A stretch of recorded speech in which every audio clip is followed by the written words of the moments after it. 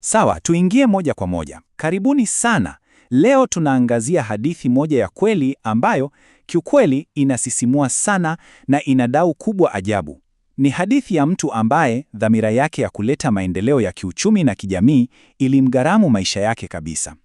Tunaangazia gharama ya haki, utume na kifo cha kifiadini cha Padri James Courtile. Sasa hebu vuta picha. Ni usiku wa Julai 13 mwaka 1967. Padri mmoja mpole, anayependwa sana na jamii yake, anapatikana akiwa ameshambuliwa kikatili sana, ametapakaa damu zake mwenyewe. Inashtua sana, sivyo? Christina Means, mmoja wa mashahidi wa kwanza kabisa kufika pale eneo la tukio, alisema wazi, Padri James hakuwa na uadui na mtu yoyote.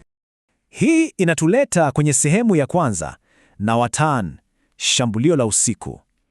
Ili kuelewa vizuri jinsi tulivyofika hapa, hebu tuangalie kwa undani usiku huo wa kutisha na kuanza kufunua hili fumbo ambalo ndiyo kiini cha uchambuzi wetu wa leo. Ilikuwa majira ya saa 3 usiku. Padri Courtile, akiwa mkarimu kama kawaida yake na asiye na shaka yoyote, anafungua mlango wake kuwakaribisha wageni wawili waliokuwa wakiomba hifadhi ya usiku. Lakini hawakuwa wageni wa kawaida, walikuwa wauaji.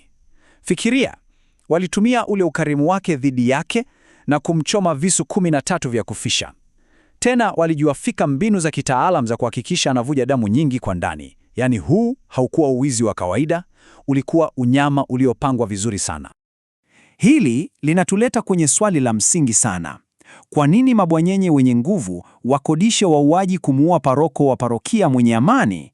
Unajua, sio kwamba walikuwa na chuki binafsi au kitu kama hicho, hapana. Mauaji haya yalilenga kusimamisha moja kwa moja mapinduzi makubwa ya kijamii ambayo huyu padri alikuwa akiongoza. Tunaingia sehemu ya pili, malezi ya mwanamageuzi. Sasa, huyu mwanamageuzi alitoka wapi hasa? Turudi nyuma kidogo, tuangalie mizizi na malezi ya mtu ambaye angekuja kupinga mifumo kandamizi bila uoga.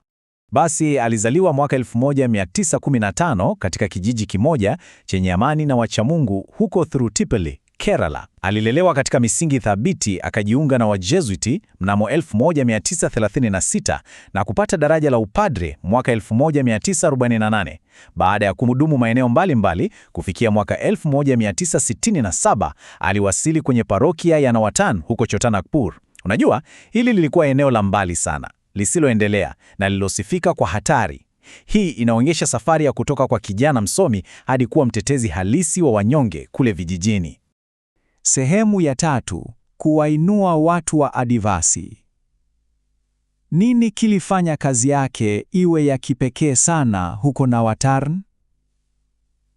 Ni kule kuweka kipaumbele kwenye vitendo halisi vya kuwainua watu wa Adivasi badala ya kutumia nadharia tupu za kidini. Jamaa alileta masuluhisho halisi kabisa. Alipandisha hadhi shule za msingi za vijijini kuwa za kati. Alianzisha vipindi vya kila wiki kuwafundisha wanafunzi uongozi na jinsi ya kuzungumza hadharani. Aliratibu hata mechi za hoki ili kujenga umoja. Alileta maji safi na umeme, na hili ni la kufurahisha sana. Alibadilisha muda wa misia ya Jumapili hadi macheo. Kwa nini? Ili tu wakulima waweze kusali kisha wawe na kutwa nzima ya kufanya kazi zao shambani. Aliheshimu sana tamaduni na bidii yao. Sasa hapa ndipo alipowagusa pabaya wale wanyonyaji. Hatua ya kwanza, alitambua wazi kuwa hawa wananchi waliishi maisha ya kutafuta mlo wa siku tu, jambo lililowafanya kuwa wahanga rahisi wa wakopeshaji wenye riba kubwa. Basi hatua ya pili, akaleta vyama vya ushirika vya akiba na mikopo ili wasimamie pesa zao kwa usalama. Na hatua ya tatu, hii ikawapa usalama wa kifedha na kuwakomboa moja kwa moja kutoka kwenye utumwa wa madeni. Alikuwa anavunja pingu za kiuchumi kwa vitendo. Na mambo hayakuishia kwenye fedha tu. Kilimo chao cha asili cha mpunga kilikuwa kimepitwa na wakati, hakikuwa na tija. Kwa hiyo, Padre Courtile kwa ubunifu wake aliwatambulisha mfumo mpya wa Kijapani wa kilimo cha mpunga ambao ulizalisha mazao mengi maradufu. Hili linatuonyesha wazi jinsi alivyokuwa na thamani ya kiutendaji katika maisha ya kila siku ya wale wakulima. Alikuwa anabadilisha maisha yao kiuhalisia. Hii inatupeleka sehemu ya 4, kuvuruga mfumo uliopo. Unajua, kama ilivyo siku zote, unapoleta mwanga, wale wanaofaidika na giza lazima watakupiga vita. Mafanikio haya ya kimaendeleo ndiyo yaliyomweka moja kwa moja kwenye hatari ya kifo. Ukiangalia huu ukosefu wa usawa wa mamlaka huko Chota Nagpur ulikuwa wazi kabisa. Kwa upande mmoja tuna Waadivasi, hawa ndio walowezi asilia kabisa, lakini walikuwa wamefanywa kama watumishi wa kawaida tu walionaswa na madeni. Upande wa pili tuna Madiku, hawa ni wageni wakiwemo mabwanyenye na wakopeshaji ambao kwa ujanja walijifanya mabwana halisi wakiwanyonya wenzao mchana kweupe. Padre Kotail alijikuta akiingia moja kwa moja katikati ya vita hivi vya kitabaka. Kitu kilichochochea mgogoro huu zaidi ni ule ukame mkali uliotokea kati ya mwaka 1965 na 1967. Wakopeshaji waliona hili janga kama fursa ya dhahabu ya kuwanyonya zaidi wale wakulima waliokuwa na njaa. Lakini kwa mshangao wao, vyama vya ushirika vya Padre Kotail vilisimama imara na kutoa msaada uliookoa maisha. Kwa wale wakopeshaji, hii ilikuwa haikubaliki. Huyu padre sasa alikuwa tisho la haraka kwa faida zao. Ulikuwa wakati wa wao kuchukua hatua. Sehemu ya 5: kifo cha kifya, dini na msamaha kamili. Hili sasa linaturudisha kwenye yale matukio ya kusikitisha ya Julai 1967. Licha ya uwema wake wote, msimamo wake ulimwongoza kwenye kifo. Lakini kuna kitu cha kipekee sana kuhusu jinsi alivyokufa.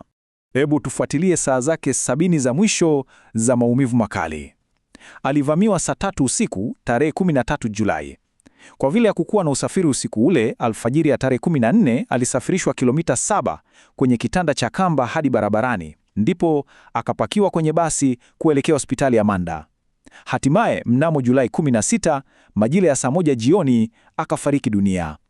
Licha ya maumivu yote haya yasiyoelezeka, kile alichokifanya katika masaa haya ya mwisho ndicho kinachodhihirisha ukubwa wake halisi. Wakati akiwa pale hospitalini, watu walimshinikiza sana awataje wauaji wake ili wasakwe na kuchukuliwa hatua. Aliwajua, lakini alikataa katakata. Alisema tu, walikuwa ndugu zangu, nimewasamehe kikamilifu. Yaani, huu ni uthibitisho wa kilele cha imani yake. Hakutaka kisasi, alichagua kufa bila chembe ya chuki. Sehemu ya 6: mbegu ya mabadiliko. Je, wauaji hawa na mabwanyenye waliowatuma walifanikiwa kusimamisha utume wake? Historia inatupa jibu la kushangaza kabisa. Hapana. Kifo chake kilikuwa mbegu halisi ya mabadiliko. Fikiria tofauti hii. Kabla ya kifo chake, parokia ya Nawatan ilikuwa na waumini wapatao 1000 pekee na lilikuwa eneo linalogubwa sana. Lakini baada ya kifo chake, parokia hiyo ilikuwa kwa kasi ajabu na kufikia waumini zaidi ya 4000. Ukatili haukuivunja moyo ile jamii, badala yake ulitia nguvu na ujasiri zaidi. Uthibitisho wa kihistoria kwamba urithi wake unaishi mpaka leo ni hii barua rasmi ya mwaka 2019 kutoka kwa askofu mkuu wa Ranchi. Ndani yake kanisa linatambua waziwazi kwamba dhabihu ya Padre Kotail, damu yake iliyomwagika, imechangia moja kwa moja katika ukuaji wa imani katika eneo lile lote. Mchango wake unaheshimiwa rasmi. Halafu ukiangalia hili jarida la zamani, linaelezea hatua ya haraka iliyochukuliwa na wananchi baada ya kifo chake. Walikusanyika na kusimamisha jiwe la kumbukumbu pale alipouawa. Wale wananchi maskini aliyowafia walimwenzia mara moja, na hadi leo pale pamekuwa mahali pa kuhiji na kupata faraja. Matendo yake yaliacha alama isiyofutika. Na kufikia mwisho wa uchambuzi wetu wa leo, nataka kukuacha na swali hili la kutafakari. Je, mabadiliko ya kijamii ya kweli na ya kudumu yanahitaji vipi mageuzi ya kimfumo yakichanganywa na dhahibu kubwa ya kibinafsi? Padre Kotail hakuleta tu vyama vya ushirika, alitoa maisha yake. Tunapoona mifumo mbalimbali ya unyonyaji na dhuluma duniani leo, embu tujiulize, tuko tayari kutoa gharama gani kwa ajili ya kutafuta na kudumisha haki? Asanteni sana kwa kufuatilia, na kama kawaida, endeleeni kuwa wadadisi.